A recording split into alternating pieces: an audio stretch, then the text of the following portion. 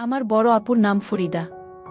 আপুই মূলত বাসার সব কাজ সামলায়, রান্নাবান্না থেকে কাপড় কাচা পর্যন্ত। মা বাবার কাছে ও যেন এক ধরনের ভরসার জায়গা।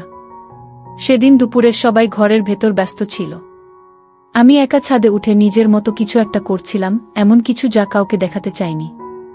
মনে হচ্ছিল এই জগতে শুধু আমিই আছি। হঠাৎ ঘুরে দেখি ফরিদা আপু চুপচাপ দাঁড়িয়ে আমার দিকে তাকিয়ে আছে। তার চোখ দুটোতে অদ্ভুত এক ধরনের দৃষ্টি, যেন সব বুঝে ফেলেছে অথচ কিছু বলছে না। আমার বুক ধরফর করতে লাগল। মাথা নিচু করে দৌড়ে নেমে গেলাম নিচে। সারাদিন মনে হচ্ছিল আপু হয়তো বাবা মাকে বলে দেবে, কিন্তু রাতে খাবার টেবিলে বসার সময় দেখি আপু আমার দিকে তাকিয়ে মুচকি মুচকি হাসছে। সেই হাসিটা ছিল একেবারে অন্যরকম।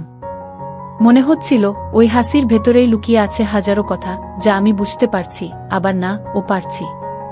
রাতটা আমি ঘুমোতে পারিনি। বারবার মনে হচ্ছিল আপুর সেই দৃষ্টিটা আর মুচকি হাসিটা। এর মানে কি? স্রেফ সাধারণ ভাই বোনের মতো, নাকি এর ভেতরে লুকিয়ে আছে কিছু ভিন্ন রকম অনুভূতি? সেই রাতের পর থেকেই আমার ভেতরে এক ধরনের অদ্ভুত অস্থিরতা তৈরি হল। সারাদিন আমি আপুর সামনে গিয়ে দাঁড়ালেই বুক কেঁপে উঠত। মনে হতো আপু কি আমাকে নিয়ে কিছু ভাবছে, নাকি আমিই বাড়াবাড়ি কল্পনা করছি। একদিন দুপুরে বাসায় কেউ ছিল না।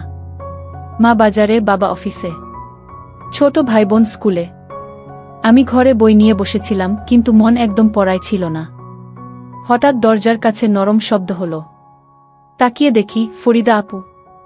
সে কিছু না বলে ভেতরে এসে চুপচাপ আমার পাশে বসল। বাতাসে রান্নাঘরের গন্ধ, কিন্তু তার শরীর থেকে অন্যরকম এক মিষ্টি গন্ধ ভেসে আসছিল। আমি বইয়ের পাতায় চোখ রাখার চেষ্টা করছিলাম, অথচ মন পুরোপুরি আপুর উপস্থিতিতে ডুবে যাচ্ছিল। আপু আসতে বলল, তুই সারাদিন এত চুপচাপ থাকিস কেন?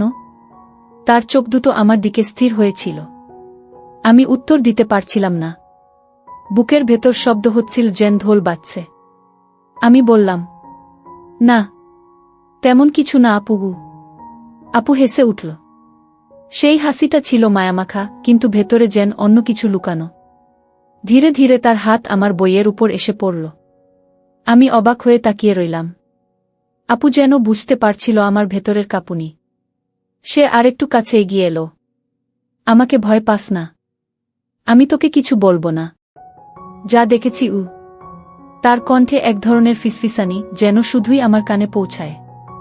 আমি হঠাৎ অনুভব করলাম আমাদের মাঝে এক অদৃশ্য স্রোত বইছে।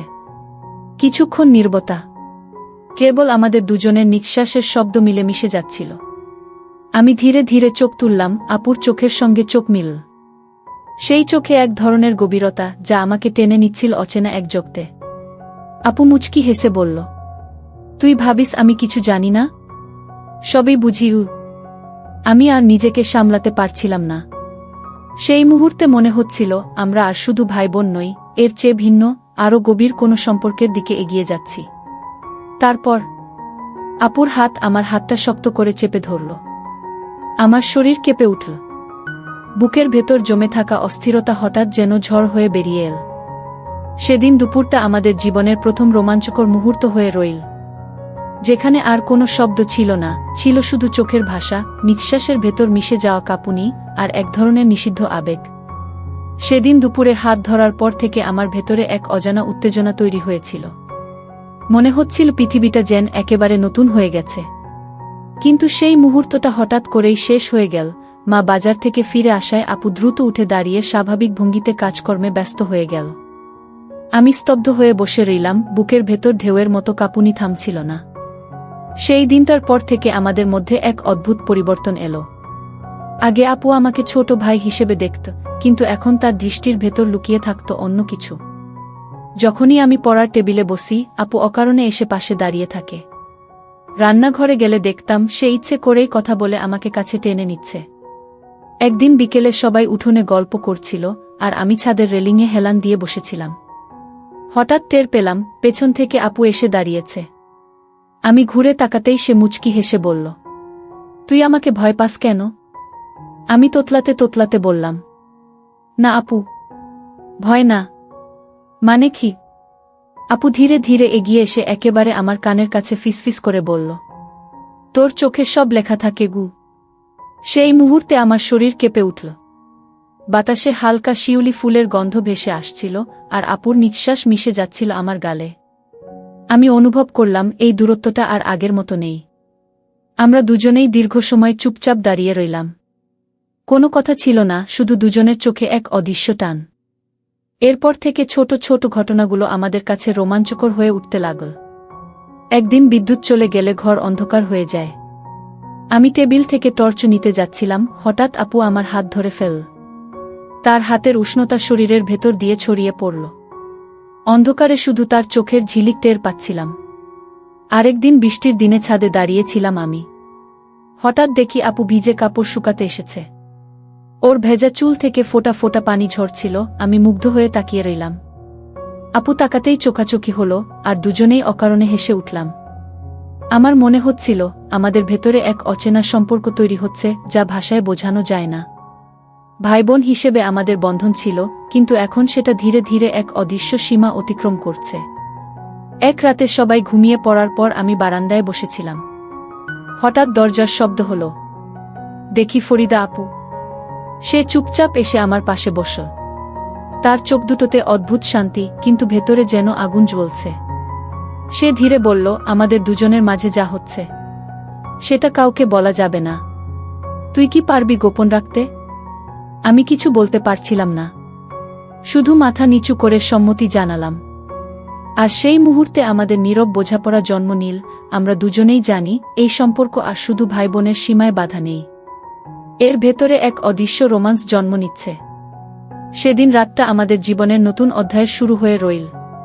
সেই রাতের পর থেকে আমাদের দুজনের মাঝের দূরত্বটা যেন একেবারেই মুছে গেল। আগে যেভাবে আপুর সামনে দাঁড়াতাম, লজ্জা পেতাম, এখন আর তেমনটা থাকত না। বরং মনে হতো আপুই আমাকে ইচ্ছে করে টেনে নিচ্ছে এক অজানা দিকের দিকে। দিন যত যাচ্ছিল আমাদের মাঝের বোঝাপড়া ততই গভীর হচ্ছিল। কিন্তু এর সঙ্গে সঙ্গে ভেতরে ভেতরে এক ধরনের ভয়ও কাজ করছিল। যদি কেউ টের পেয়ে যায়, যদি মা বা বাবা কোনোদিন বুঝে ফেলে। একদিন সন্ধ্যায় সবাই উঠোনে বসে গল্প করছিল। আমি একপাশে বসেছিলাম, আপু রান্নাঘর থেকে নাস্তা আনছিল। হঠাৎ আমাদের চোখাচোখি হলো। আপু একবার মুচকি হেসে তাকাল, তারপর চোখ নামিয়ে নিল। আমি বুঝতে পারলাম সেই হাসির ভেতরে অদ্ভুত এক গোপন বার্তা আছে। রাত নামতেই আমি ঘরে ঢুকলাম। জানালার পর্দা টেনে বসেছিলাম। হঠাৎ দরজার হালকা শব্দ হলো। আমি চমকে উঠলাম। দরজা খুলতেই দেখি ফরিদা আপু। সে খুব আস্তে ভেতরে ঢুকে দরজা বন্ধ করে দিল। তুই একা বসে আছিস কেন? আপু ফিসফিস করে বলল। আমি বললাম, ঘুম আসছিল না গি। আপু এসে আমার পাশে বসল। বাতাসে হালকা আতর আর শ্যাম্পুর গন্ধ। মুহূর্তেই পুরো ঘর যেন বদলে গেল। সে ধীরে ধীরে আমার হাতটা নিজের হাতে নিয়ে বলল, তুই আমার চোখের দিকে তাকাস না কেন? আমি সাহস করে তাকালাম। তার চোখে এমন এক গভীরতা যা আমার বুক কাঁপিয়ে দিল। মনে হচ্ছিল সেই চোখে আমি ডুবে যাচ্ছি। আপুর ঠোঁটের কোণে হালকা হাসি ফুটল। তারপর ধীরে ধীরে সে আমার কাঁধে মাথা রাখল। আমার নিঃশ্বাস বন্ধ হয়ে আসছিল। চারপাশে যেন পৃথিবী নেই, শুধু আমরা দুজন। সে ফিসফিস করে বলল, আমাদের সম্পর্কটা কেউ বুঝতে পারবে না, তবে আমরা জানি এই অনুভূতি সত্যি গি। আমি কেঁপে উঠলাম। মনে হচ্ছিল আপুর প্রতিটি শব্দ আমার বুকের ভেতরে ঢেউ তুলছে। কিছুক্ষণ পর আপু মাথা তুলে আমার দিকে তাকাল। তার চোখে এক অদৃশ্য টান যা আমাকে কাছে টেনে আনছিল। মুহূর্তটা যেন থেমে গেল। আমরা দুজনেই নীরবে একে অপরের খুব কাছে চলে এলাম। ঠিক তখনই বাইরের দরজা জোরে বন্ধ হওয়ার শব্দ হলো। বাবা ফিরে এসেছে। আমরা দুজনেই চমকে উঠলাম। আপু তাড়াতাড়ি উঠে দাঁড়িয়ে বলল, কিছু হয়নি, মনে রাখিস কাউকে যেন টের না পায়। সে দ্রুত ঘর থেকে বের হয়ে গেল। আমি একা বসে রইলাম, বুক ধরফর করছে। মনে হচ্ছিল আমরা যে পথে এগোচ্ছি সেটা আর থামানো যাবে না। কিন্তু সেই পথ ভয়ঙ্করও বটে। সেই রাতটা আমার জীবনের সবচেয়ে অস্থির রাত ছিল।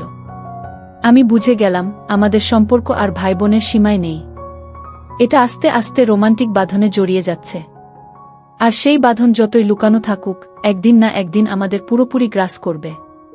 বাবার হঠাৎ দরজার শব্দে সেদিন রাতটা শেষ হয়ে গেলেও আমাদের ভেতরের আগুন একেবারেই নিভল না। বরং দিন যত যাচ্ছিল সেই আগুন যেন আরও ছড়িয়ে পড়ছিল।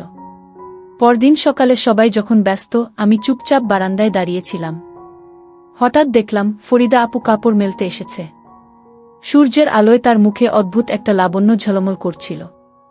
আমি অন্যমনস্ক হয়ে তাকিয়ে আছি, হঠাৎ আপুর চোখ আমার চোখের সঙ্গে আটকে গেল। সে মুচকি হেসে ধীরে বলল, এভাবে তাকিয়ে থাকিস কেন? আমি তোতলালাম। না মানে কিছু না গি। আপু কাছে এসে বলল, তোর চোখ সব বলে দেয়, লুকানোর চেষ্টা করিস না গি। সেই মুহূর্তে আমি অনুভব করলাম আমাদের মাঝে আর কোনো দেয়াল নেই। সেদিন দুপুরে সবাই ঘুমাচ্ছিল।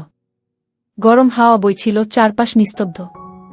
আমি পড়ার টেবিলে বসে থাকার ভান করছিলাম, অথচ বুকের ভেতর শুধু আপুর চিন্তাই ঘুরছিল। হঠাৎ দরজার কপাট হালকা কোকিয়ে উঠল। আমি ঘুরে দেখি, আবারও ফরিদা আপু। সে আস্তে দরজা বন্ধ করে ভেতরে ঢুকল। চোখে মুখে কেমন এক রহস্যময় ভঙ্গি। পড়াশোনা বাদ দে, আমার সঙ্গে চল। আমি অবাক হয়ে তাকালাম। কোথায়? ছাদে। আমি কিছু না বলে উঠে দাঁড়ালাম।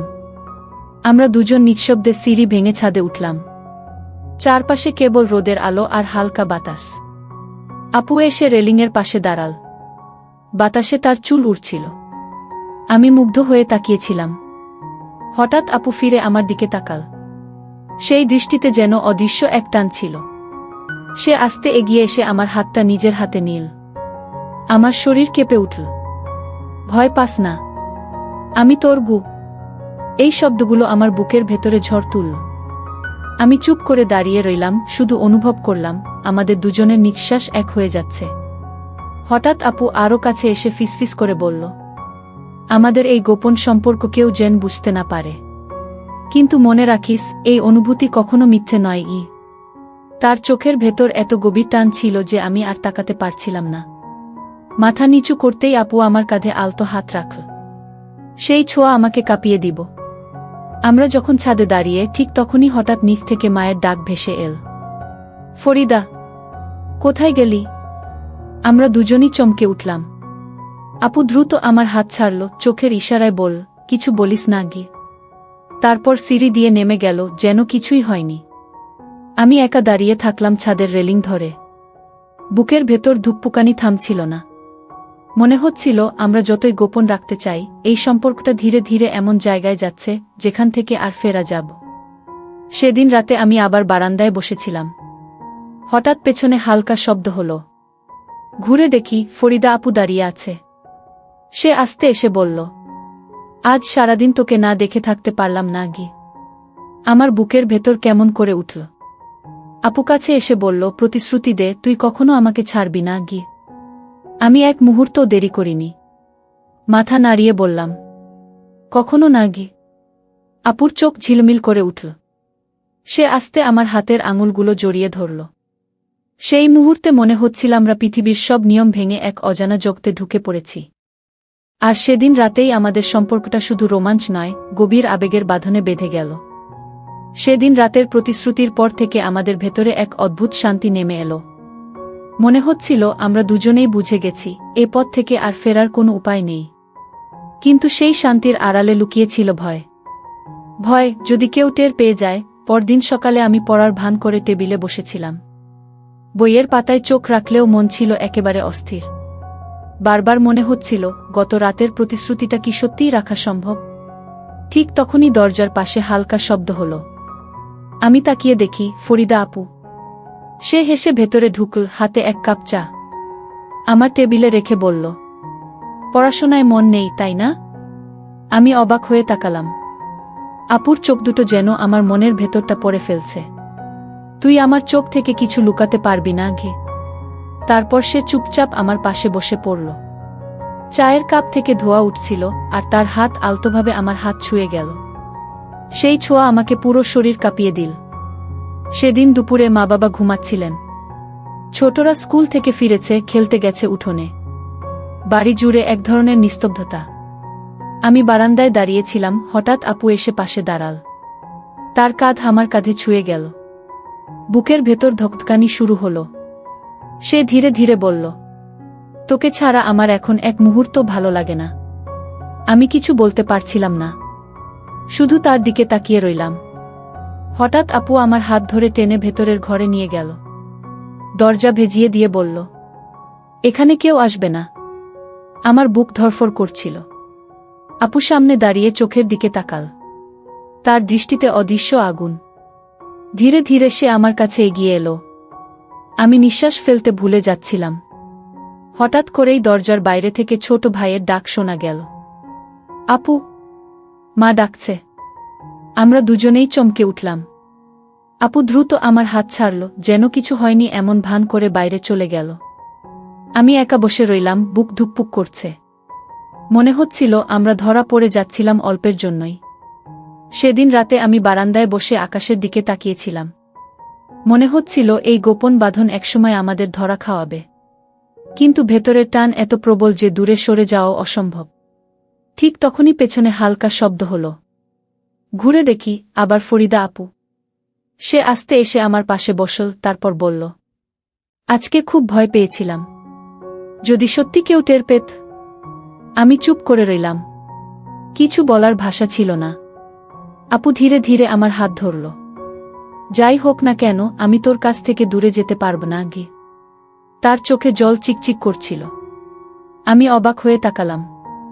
জীবনে প্রথমবার দেখলাম আপু এতটা ভেঙে পড়েছে। আমি আস্তে বললাম, আমিও না গে। আমাদের দুজনের আঙুল শক্ত করে জড়িয়ে রইল। চারপাশে অন্ধকার, নিস্তব্ধতা, শুধু আমাদের নিঃশ্বাসের শব্দ। মনে হচ্ছিল এই নীরব রাতই আমাদের সাক্ষী হয়ে থাকবে। কিন্তু যতই প্রতিশ্রুতি দিই, মনের ভেতরে ভয়টা যেন আরও বেড়ে যাচ্ছিল। আমরা দুজনেই বুঝতে পারছিলাম এই সম্পর্ক সাধারণ নয়। এটা যদি কখনো ফাঁস হয়ে যায়, পুরো পরিবার ভেঙে যাবে। তবুও আমাদের পা যেন থামছিল না। আমরা যতটা চাচ্ছিলাম দূরে থাকতে, ঠিক ততটাই কাছে টেনে আনছিল ভাগ্য। সেই রাতে আমি ঘুমোতে পারিনি। জানালা দিয়ে তাকিয়েছিলাম আকাশের দিকে, আর মনে হচ্ছিল এ সম্পর্কটা এখন শুধু রোমাঞ্চ নয়, এটা আমাদের দুজনের জীবন বদলে দেওয়ার মতো কিছু হয়ে উঠছে। সেই রাতে বারান্দায় বসে থাকা অবস্থাতেই ফরিদা আপু আমার হাত ধরেছিল শক্ত করে। আমরা দুজনেই জানতাম এই অনুভূতি লুকানো যাবে না, আবার প্রকাশও করা যাবে না। আপু আস্তে বলল, আমরা একে অপরের কাছে সবকিছু হয়ে গেছি। তুই আমার ছোট ভাই হয়েও আমার জীবনের সবচেয়ে কাছের মানুষ। আমি চোখ নামিয়ে ফেললাম। বুকের ভেতরে ঢেউ উঠছিল। এটা কি ভুল আপু? সে মৃদু হেসে আমার চিবুক তুলে দিল। ভালোবাসা কখনো ভুল হয় না, শুধু সমাজ তাকে ভুল বলে গি। তার কথাগুলো আমার ভেতরে কাঁপন তুলল। মনে হচ্ছিল আমরা দুজনেই সবকিছু জেনে শুনেই এগোচ্ছি। যেখানে ভয় আছে, তবুও আছে এক অদ্ভুত শান্তি। রাতের আকাশে তারার ঝিলিক, চারপাশে নিস্তব্ধতা। আমরা দুজনেই বসে রইলাম, চোখে চোখ রেখে। কোনো শব্দ ছিল না, শুধু মনের গভীর থেকে উঠে আসা স্বীকারোক্তি। আমরা আর শুধু ভাই বোন নই, আমরা একে অপরের অপ্রকাশিত ভালোবাসা। সেদিন রাতেই আমাদের গল্পের শেষ হল। কিন্তু সেই শেষ মানে সমাপ্তি নয়, বরং এক নতুন যাত্রার শুরু, যেখানে সমাজ আমাদের বুঝবে না, কিন্তু আমরা জানি আমাদের হৃদয় একে অপরের জন্যই ধুকপুক করে।